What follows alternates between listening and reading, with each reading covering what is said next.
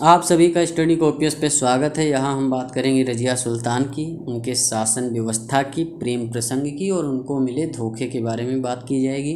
इससे पहले वाले कुतुबुद्दीन ऐबक और इल्तुतमिश का पार्ट 1 और 2 नहीं देखा तो जा कर के देखिए, और उसमें सारी चीज़ें आपको बताई गई हैं, सारी स्टोरी फॉर्मेट में है। एक बार आप सुन लेंगे ना तो आपके दिमाग में सब सेट हो जाएगा, ये समझ के चलिए आप।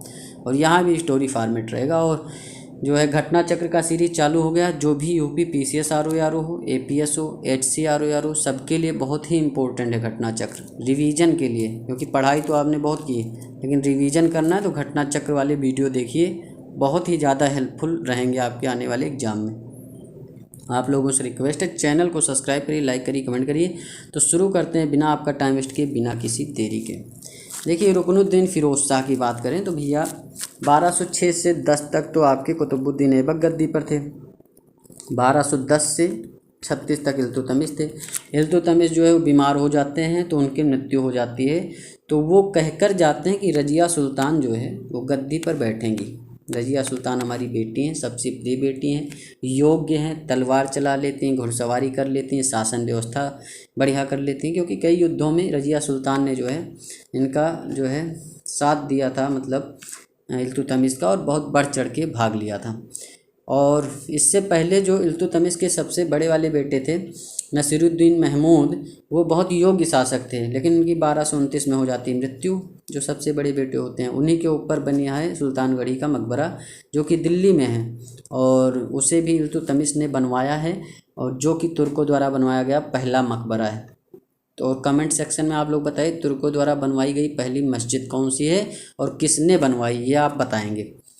तो होता क्या है कि ये होते हैं छोटे वाले बेटे, रुकनुद्दीन फ़िरोज़ शाह बहुत अयोग्य होते हैं, इसीलिए इल्तुतमिश कह के जाते हैं कि भैया इन्हें मत बैठाना, रज़िया सुल्तान को गद्दी पे बैठाना है।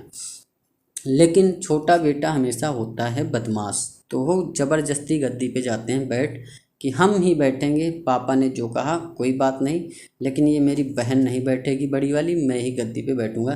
तो ज़बरदस्ती बैठ जाता है, जो कि एक अयोग्य शासक होता है और ज़बरदस्ती शासन की बागडोर अपने हाथ में ले लेता है। और इसी तरह जनता कई जगह कर देती है विद्रोह।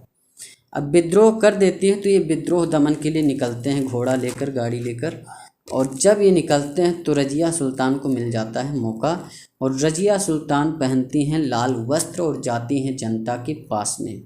क्यों? क्योंकि लाल वस्त्र जो था ना, वो आपका न्याय की मांग का प्रतीक होता था उस समय। अगर आपको न्याय चाहिए तो लाल वस्त्र पहन करके आप दरबार में चाहिए, राजा के पास चाहिए कि हमें जो है न्याय चाहिए, हमारे साथ अन्याय हुआ है। तो रज़िया सुल्तान भी जाती हैं जनता के बीच में, गली गली घूमती है भैया, और हाथ जोड़ते हैं सबसे कि ऐसा है कि हमारे पिताजी ने कहा था कि मतलब हम गद्दी पर बैठें, हमारा छोटा भाई जो है गद्दी पर ज़बरदस्ती बैठ गया है, और आप लोगों से निवेदन है भैया हमें हमारी गद्दी लौटाइए। तो जो जनता होती है वो जो है वो समझ जाती है कि हाँ सही कह रही है। और एक तो महिला लोग वैसे भी, जनता महिलाओं के पक्ष में ही आज भी रहती है, किसी जो है वो लड़कों की तरफ वैसे भी ज़्यादा नहीं। कोई महिला आके बोल दे दो आंसू गिरा के तो उसकी बात मान ली जाती। फिलहाल ये सही थी उस समय, ऐसी बात नहीं है। तो जनता मान जाती है, और अमीर लोग जो होते हैं वो भी मान जाते हैं कि हाँ भाई इल्तुतमिश जी ने कहा था कि हाँ रज़िया सुल्तान को गद्दी पे बैठाना है। तो इस तरह से रुकनुद्दीन वहाँ विद्रोह का दमन करता रहता है, और यहाँ पर गद्दी पर बैठ जाती हैं रज़िया सुल्तान। और जब रुकनुद्दीन आते हैं ना तो इन्हें जेल में डाल दिया जाता है बंदी बना के कि तुम जो है जेल में मज़ा काटो, बहुत भोग विलास तुमने कर लिया है। बहुत ही ज़्यादा विलासी आदमी रहता है ये, मतलब 4 लेडीज़ों को घेर लेता है, उसी में अंताक्षरी चल रही उनकी। तो ये सिस्टम समझिए। तो ये थोड़े होता है राजपाट, कोई आ रहा है कि हाँ भैया सरकार हमारी ये दिक्कत है, नहीं सुनेंगे, हम अभी अंताक्षरी खेलने में व्यस्त हैं। तो यही था रुकनुद्दीन का, तो इसीलिए जेल में चला गया। तो चला गया, अच्छी बात। रज़िया जी बैठती हैं गद्दी पे, और इनका शासन पीरियड होता है 1236 से 1240। रुकनुद्दीन 6 महीने के लिए बैठता है। वही नवंबर 1236 में रज़िया सुल्तान उन्हें जेल में डाल देती हैं। रज़िया सुल्तान शमसुद्दीन इल्तुतमिश की पुत्री थी, ये बात तुमको सबको पता है, अभी पीछे भी बताया। शासन कार्यों में रज़िया की रुचि अपने पिता के समय से ही थी, युद्ध में बढ़ चढ़ के भाग लेती थी, और सब मतलब पिताजी को इम्प्रेस कर दिया था कि देखो मैं तलवार भी चला लेती हूँ, दुश्मनों को मार भी देती हूँ। तो ये सब चीज़ें इल्तुतमिश को समझ में आ गई, हाँ ये योग्य है, गद्दी पर बैठने के योग्य है, तभी तो कहा था कि हाँ इन्हें गद्दी पर बैठाओ। गद्दी संभालने के बाद होता क्या है, रजिया ने रीति रिवाजों के विपरीत पुरुषों की तरह सैनिकों का कोट पगड़ी पहनना पसंद किया। और जब ये काम हुआ तो भैया कुछ लोगों की आंखों में ये लगी खटकने कि ऐसा कैसे कर सकती हैं, मतलब हमने गद्दी पर बैठा दिया, तुम कुछ भी करोगे, ये सब तो इस्लाम के विरुद्ध है, मतलब तुम पहनावा जो है वो पुरुषों वाला पहन लो, ये गलत है। क्योंकि पहनावे के ऊपर तो आप आज भी देखते हैं बहुत बवाल होता है कि ये पहनो, लड़कियों से कहा जाता है तुम ये पहनो, ये मत पहनो, वो पहनो, ये मत पहनो, वही सिस्टम है। और उस समय तो बहुत था, 800 साल पहले की बात की जाए तो। अब होता क्या है कि यहीं तक बात रहती तो रहती, लेकिन जब युद्ध वगैरह में जाना होता तो नकाब पहनना भी उन्होंने बंद कर दिया। क्योंकि जब न्याय की मांग करने गई तब भी वो नकाब पहन कर गई थी, लेकिन जब युद्ध में शामिल होने लगी, युद्ध हुए एक दो, तो उन्होंने नकाब पहनना बंद कर दिया। और रजिया ने पर्दा प्रथा का त्याग कर पुरुषों की तरह चोंगा मतलब कुर्ता, काबा, कुलाह, टोपी लगाना, ये टोपी लगाकर पहनकर दरबार में खुले मुँह जाने लगी। अब लोगों को सिस्टम गड़बड़ लगने लगा, क्योंकि पुरुषों को बहुत ख़राब लगने लगा। देखिए ये तो इस्लाम के विरुद्ध है, ये कुरान के विरुद्ध है और ये सही नहीं है, क्योंकि खुले मुँह आप आ रही हैं, हम लोगों की पुरुषों की बराबरी करें। हाँ ठीक है, आपको गद्दी पर बैठा दिया था हमने, आप सिर्फ़ और सिर्फ हमें आज्ञा देती और हम लोग काम करते अपना, लेकिन आप तो जो है मतलब बहुत आगे वाली निकली। तो यही लोग कहने लगे, ये मैं नहीं कह रहा हूँ, वो उस समय के लोगों ने कहा, जो अमीर थे, जो कुछ मतलब इनके गवर्नर टाइप के लोग थे, इक़्तिदार थे, वो जो है कहने लगे कि ये सही नहीं, इस्लाम के विरुद्ध है। और इसी पर बवाल होने लगा, कुछ लोगों की आंखों में खटकने लगी। क्योंकि होता नहीं कि जब आप आगे बढ़ने लगती, क्योंकि रज़िया सुल्तान का शासन जो था बहुत सही था, वो सब चीज़ को हैंडल कर लेती थी। वो चाहे किसी विद्रोह का दमन करना हो, जनता की जो भी दिक्कतें हैं, प्रॉब्लम परेशानी सब सुनना हो, उसका निवारण करना हो, और सब राजकाज का, शासन व्यवस्था का सिस्टम वो सही से चला रही थी। लेकिन अब यही दिक्कत थी कि शासन व्यवस्था ये लेडीज होकर कैसे चला रही, मतलब हैं ऐसे कैसे चला सकती हैं, और इतने सही ढंग से चला रही हैं। तो कुछ लोगों की आंखों में, जो योग्य नहीं होते उनकी आंखों में वो खटकने लगी, और इस तरह से चालू हो गई कुछ लोगों से दुश्मनी इनकी। रजिया अपनी राजनीतिक समझदारी नीतियों से सेना तथा जनसाधारण का ध्यान रखती थी। वह दिल्ली की सबसे शक्तिशाली शासिका बन गई थी, और इसीलिए इनके दुश्मन पैदा हो गए। क्योंकि जब आप भी आगे बढ़ेंगे ना तो आपके भी दुश्मन पैदा होंगे। तो वही सिस्टम था, ये आगे बढ़ रही थी और सही से काम कर रही थी अपनी शासन व्यवस्था की, इसीलिए जो है लोगों की आंखों में खटकने लगी। तो रजिया सुल्तान के प्रेम प्रसंग की भैया बात करते हैं हम। देखिए रजिया और उसके सलाहकार जो थे जमात उद्दीन याकूत, एक हबशी के साथ विकसित हो रहे अतरंग संबंध की बात भी मुसलमानों को पसंद नहीं आई। ये एक हबशी थे और एक अफ्रीकन, हबशी एक जात होती है, ठीक, हौसी मत समझ लेना, हाँ हबशी से ही हौसी बना है ये बात सही, लेकिन हबशी जो है एक जात होती है जो कि एक अफ्रीकन जात है, ठीक, एक अफ्रीकन जात है, अफ्रीकन सिद्दी गुलाम। अब एक गुलाम थे और ये थी मालकिन, ठीक, जैसे वो सिस्टम होता ना, गोविंदा वाली जो मूवी आती थी, गोविंदा हरदम गुलाम होते थे या कुली होते थे, और जो उनकी मालकिन होती थी बड़े घर की, शिल्पा शेट्टी या करिश्मा कपूर बड़े घर की होती थी, तो एक दूसरे में प्रेम हो जाता। तो वही प्रेम इन लोगों के बीच भी चल गया, यही समझ लीजिए आप।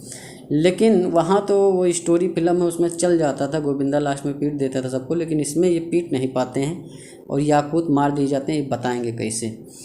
तो मामला क्या होता है कि रजिया सुल्तान और इनका प्रेम प्रसंग चालू हो जाता है, और रजिया सुल्तान जो है इस पर पर्याप्त ध्यान देती नहीं कि कौन क्या कह रहा है, क्योंकि मुसलमानों को ये बात पसंद नहीं आई, क्योंकि ये गुलाम थे और मतलब नीची कास्ट मानी जाती थी हबशी, तो और नीची कास्ट भी थे तो ये मानते थे लोग, और ये एक तुर्क थी, ठीक, तो ये चीज़ें इन लोगों को पसंद नहीं मुसलमानों को। लेकिन रजिया ने इस पर पर्याप्त ध्यान नहीं दिया कि ठीक है जिसे जो सोचना है सोचे, भैया हमारा प्रेम प्रसंग चल रहा है। लेकिन मामला क्या था ना कि नज़रअंदाज करना सही नहीं था, क्योंकि आप एक पोस्ट पे बैठी हुई हैं, ठीक, वहाँ पर सब चीज़ों को देखकर आपको चलना था। लेकिन इन्होंने तनिक भी ध्यान नहीं दिया, सबके सामने बात करना या जो है हंसी मजाक करना, इस तरह का सिस्टम लोगों को पसंद नहीं आ रहा था। और उसके बाद इन्होंने इन्हें आमिर आखुर का पोस्ट भी दे दिया। आमिर आखुर जो है कई बार आया है। जब कुतुबुद्दीन ऐबक से खुश होते हैं ना मोहम्मद गौरी, तो वो भी उन्हें आमिर आखुर का पोस्ट देते हैं, मतलब अस्तबल का प्रधान, एक बड़ी पोस्ट होती थी। ये मान लीजिए कि सैन्य विभाग दे दिया पूरा, मतलब जो है जैसे आज के डेट में देखा जाए डिफेंस मिनिस्ट्री मिल गई, कहने का मतलब, क्योंकि घोड़ों से ही सारी लड़ाइयाँ होती थी ना, तो अस्तबल का प्रधान बना दिया जाता है। और ये सब सिस्टम जो होता है इसे देखना इनके लिए घातक सिद्ध हो जाता है। और जो कुछ स्रोत होते हैं उसके हिसाब से बताया जाता है कि याकूत और ये प्रेमी थे, कुछ स्रोत के अनुसार वो विश्वास पात्र या दोस्त थे, ऐसा माना जाता है। जब इन सब से क्या होता है, रजिया ने तुर्की वर्ग में अपने प्रति ईर्ष्या को जन्म दे दिया। जितने भी तुर्क थे भाई, तुर्कों का ही शासन चल रहा था शुरू से, चाहे वो कुतुबुद्दीन ऐबक हों, चाहे मोहम्मद गौरी हों, इल्तुतमिश, सब तुर्क ही थे। तो तुर्कों का शासन चल रहा था और सभी तुर्क इनसे ईर्ष्या करने लगते हैं कि भैया मतलब ये कैसे कर सकते हैं आप, सभी को गुस्सा आ जाती। क्योंकि याकूत तुर्क नहीं था, याकूत क्या था, एक हबशी था। और उसे रजिया ने असुसाला का अधिकारी भी नियुक्त कर दिया कि तुम जो है, क्योंकि तुम हमारे प्रेमी हो तो तुम इतनी बड़ी पोस्ट पे बैठने का अधिकार है तुम्हें।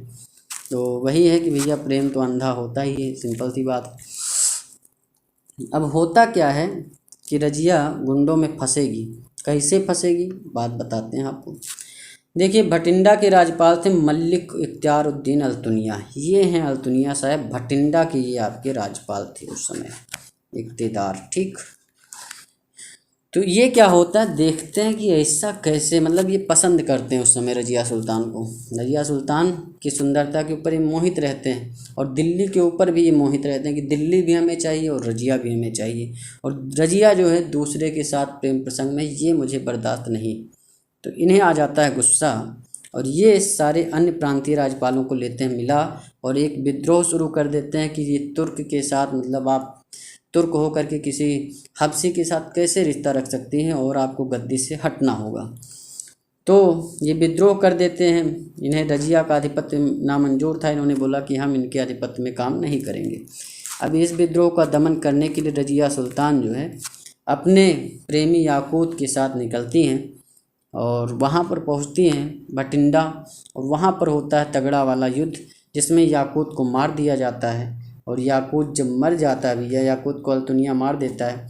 अब रजिया को कैसे मारते, रजिया को पसंद करते थे तो रजिया के सामने रजिया को जेल में डाल देते हैं और कहते हैं ऐसा है कि अब सिस्टम ये है कि या तो तुम मुझसे शादी कर लो या मरने को तैयार हो जाओ, क्योंकि दिल्ली तो मुझे चाहिए भाई, शादी कर लोगी तो दिल्ली हमारे कब्जे में आ जाएगी।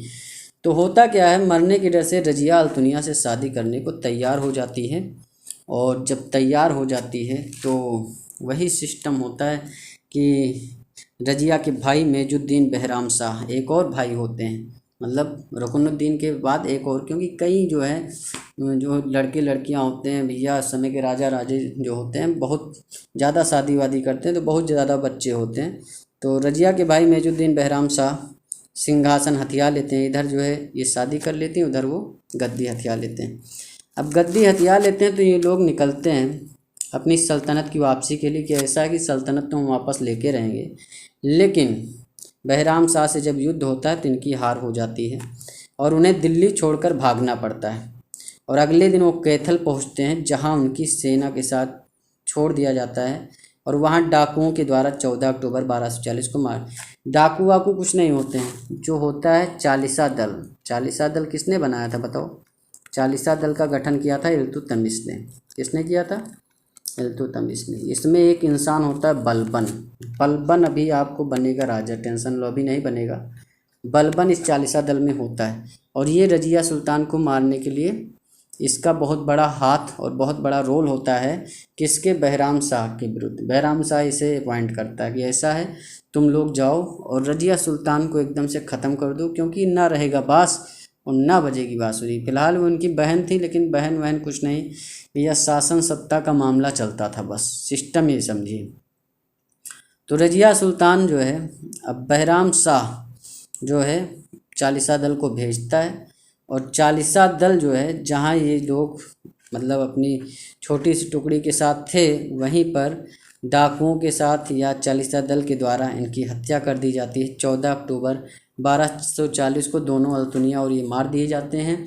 और वहीं पर जो है कैथल में इनकी कब्र मिलती है, कहीं कहीं टोक है, कहीं कहीं दिल्ली है, वहाँ भी इनकी कब्र मिलती है। तो एक हिसाब से देखा जाए भाई रज़िया सुल्तान एक बहुत बढ़िया शासिका थी, लेकिन वही है कि ठुकरा के मेरा प्यार इंतकाम देखेगी, वही वाला सिस्टम हुआ कि जो है पहले अल्तुनिया, याकूत, फिर अल्तुनिया, इन लोगों ने मिल करके सब सिस्टम का गड़बड़ झाड़ा कर दिया एक हिसाब से, क्योंकि अल्तुनिया का बड़ा रोल था।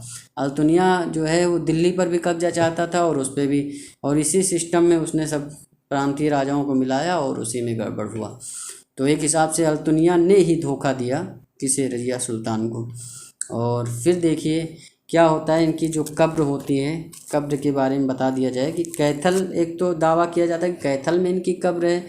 अल्तुनिया नहीं, याकूत, क्योंकि याकूत को अल्तुनिया ने मारा था, याकूत के बगल में ही जो है वो मतलब रज़िया की कब्र बनी हुई है। कैथल एक हरियाणा में जगह है, टोक एक जगह है, और जो है एक दिल्ली में। तो 3 जगह इतिहासकार मानते हैं कि इनकी जो है कब्र का विवाद चलता रहता है फिलहाल, लेकिन अभी कोई कंफर्मेशन है कि सही कौन सी है।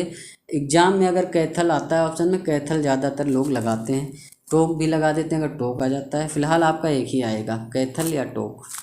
और क्या क्या कार्य किया रज़िया सुल्तान ने, बात कर लेते हैं। देखिए एक समझदार शासक थी रज़िया सुल्तान, अपने अधिकार क्षेत्र में विधिपूर्ण शांति स्थापित किया, जिससे प्रत्येक व्यक्ति उसके द्वारा स्थापित किए गए नियमों और विनियमों का पालन करता था।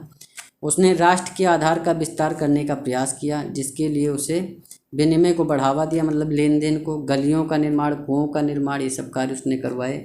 इसके अतिरिक्त खोज कार्यों के लिए विद्यालय, संस्थाओं, स्थलों का निर्माण कराया।